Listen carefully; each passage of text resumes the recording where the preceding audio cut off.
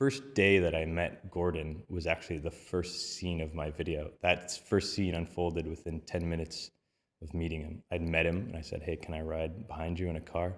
And he was like, "Yeah, we're going just down the street and there's apparently a body in the middle of the streets."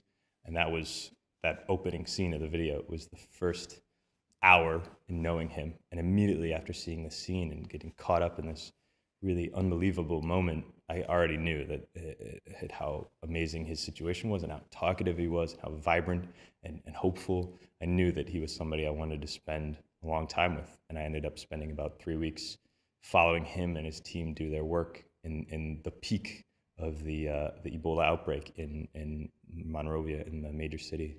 Gordon really was a microcosm of just the thousands of workers supporting the fight against Ebola. And I knew I had spent about a month and a half in Sierra Leone and Liberia at that point, and I knew I wanted someone strong and dignified to represent that strength and represent that ownership of fighting against this terrible disease and really fighting against it without any idea of how to do it. There was no textbook and there was barely any supplies and there was zero time. There was about 10 or 15 ambulances on the ground at the time when this was happening, and none of them, except for their very limited training in how to deal with people, knew how to really make it better. None of them had a clue on how they could stop this terrible thing, but they were just trudging along.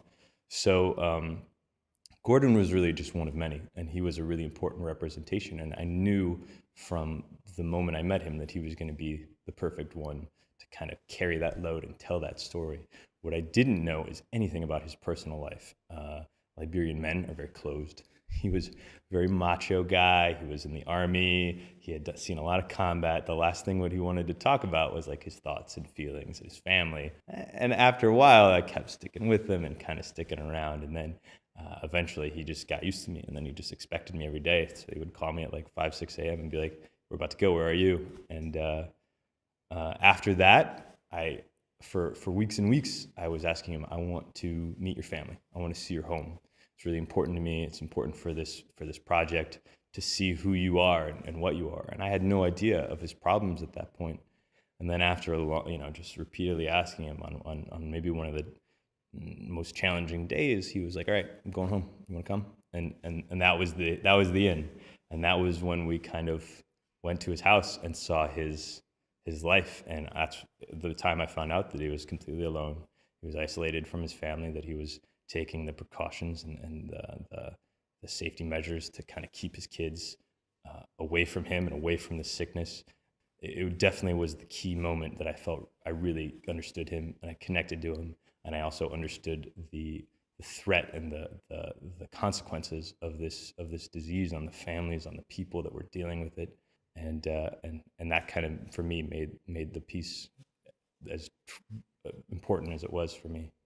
And for the longest time, I thought it would end with him seeing his family, or with him kind of going home, or just something kind of triumphant. I was looking for some sort of hope to end it on. And then maybe on one of the last weeks that I was shooting it, the final scene took place in which a young girl is taken to the hospital and rejected. That was a very, very hard scene to watch and to watch unfold. And what was most moving about it, and which I really wish could have gotten the piece, but it wasn't possible, is that when we took her back, when we realized that there was nothing they could do, and we went back to her home, I got out of the car and went up to the family members who I had just met and explained myself and explained what I wanted to do, fully expecting for them to say no, fully expecting for the piece to just end at her kind of leaving the hospital. And at this amazing time where they had just been told that basically their daughter was going to die, they said, "Yeah, we think it's really important that you film this. We think it's really important that you see what's happening and see what is kind of becoming of us." And that moment kind of, I wish I had been able to film that, because that to me was the most beautiful understanding of how important this video would be and how important of a situation this was. And I was able to shoot it and film them taking her back in. And it was one of the most difficult scenes I've ever seen.